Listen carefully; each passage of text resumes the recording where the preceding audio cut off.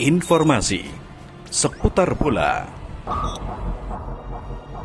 Bolaku, bola kita. Dikutip dari www.indosport.com, ternyata ada pemain Persebaya yang gugur di pertempuran 10 November 1945.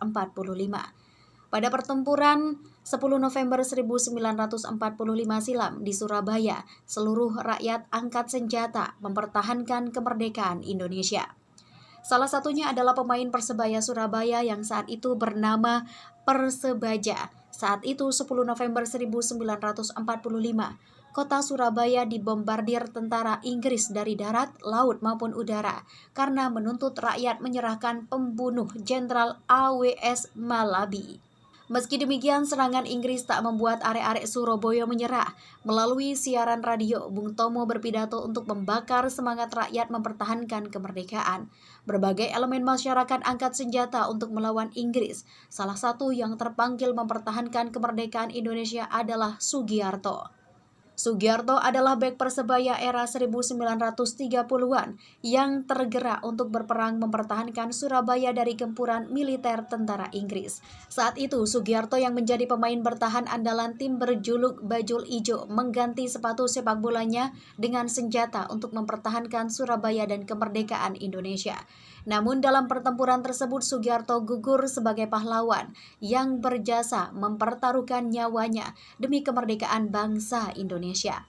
Disebutkan bahwa Sugiarto merupakan pemain andalan Persebaya sejak tahun 1938.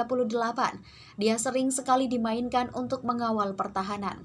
Bahkan ia bersama Persebaya sempat menjadi juara babak daerah Jawa Timur kala itu. Namun di putaran final perserikatan, Persebaya kalah di partai puncak dan harus puas menjadi runner-up.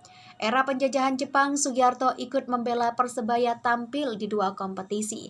Pertama di Jakarta pada tahun 1942 dan di Solo. Gugur sebagai pahlawan. Saat itu kompetisi sepak bola di Indonesia di bawah pengawasan dan diatur oleh pemerintah militer Jepang. Adapun organisasi yang membawahi bernama Taikukai.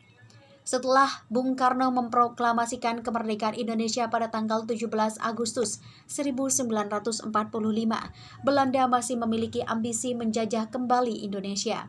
Saat itu, Belanda datang ke Indonesia dengan membonceng tentara Inggris. Hasilnya, situasi di tanah air yang baru saja merdeka tersebut menjadi panas. Sugiarto yang tergugah kemudian ikut andil berjuang bersama rakyat lainnya dengan masuk dalam pasukan pertahanan pemuda kantor kota. Adapun pasukan pertahanan pemuda kantor kota itu berjuang mempertahankan wilayah Surabaya di daerah Kapasan hingga Van Sandikstad yang kini jadi Residen Sudirman.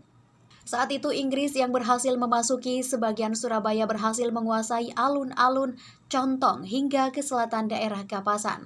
Setelah itu, pecahlah kontak senjata antara pasukan Republik yang berjuang mempertahankan Surabaya melawan militer Inggris. Meski sudah berjuang sekuat tenaga, pertahanan laskar akhirnya jebol. Hal ini disebabkan oleh peralatan yang sederhana, sementara pihak Inggris sudah modern. Pada pertempuran yang terjadi di Kapasan itu, bek andalan Persebaya Sugiarto meninggal sebagai salah satu pahlawan yang mempertahankan kota Surabaya.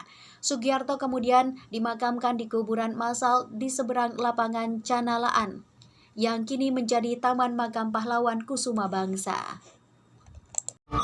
Informasi seputar bola. Bolaku, bola kita.